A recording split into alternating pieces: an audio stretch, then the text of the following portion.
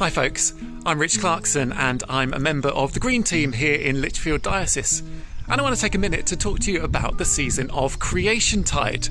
Now, if you're anything like me, your church's planning is already starting to move towards the autumn, and the season of Creationtide is a fantastic opportunity to weave environmental themes into your worship and discipleship and teaching. It runs from the 1st of September, which is the Orthodox Day of Prayer for Creation, through to the 4th of October, which is the feast day of St. Francis of Assisi. And it's an ecumenical season where churches are encouraged to engage with environmental issues in all areas of church life. And the good thing about Creationtide is that there are loads of resources that you can draw upon.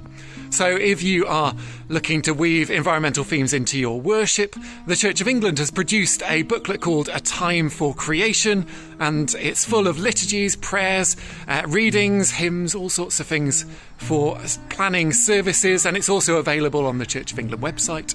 If you're looking for more contemporary worship songs, then Resound Worship produced an album a couple of years ago called Doxicology, which is full of contemporary worship songs on environmental themes. There's also fantastic resources at greeningthelectionary.net for sermon ideas. And you may choose to dedicate every Sunday during that period to environmental themes, or you might like to pick one particular Sunday which you can dedicate as Climate Sunday. And churches together in Britain and Ireland have produced loads of resources to help churches to mark Climate Sunday. Many churches will also be celebrating harvest festivals during this period, and they can be a fantastic opportunity as well to engage with environmental themes and think about how issues like climate change are affecting communities in our own country and around the world. The Arthur Rank Centre has brilliant resources, as do charities like Christian Aid, looking at the impacts of climate change in different places. Or you might like to invite a local farmer to come and talk about their own experiences, how climate change is affecting their life and work, and what the farming community is doing to grapple with these challenges. Outside of gathered worship, there are also lots of opportunities to deepen our discipleship on environmental issues. Last year I wrote a series of 5 Bible studies which can be used in churches to help wrestle with these kinds of questions. There's also the Baptist Union have produced a great series of videos which were just released a few weeks ago called And God Saw That It Was Good.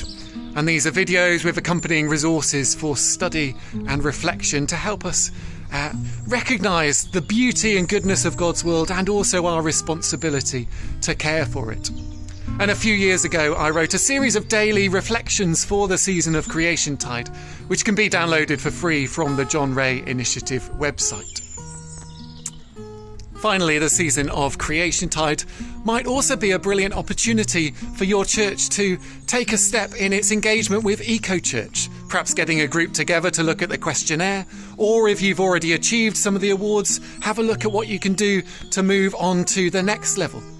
And we're also hoping to run within the diocese some webinars looking at the theology of climate change, the science of climate change, and the politics of climate change to help us to become wise and informed as we move towards an election which is likely to be later on in the year.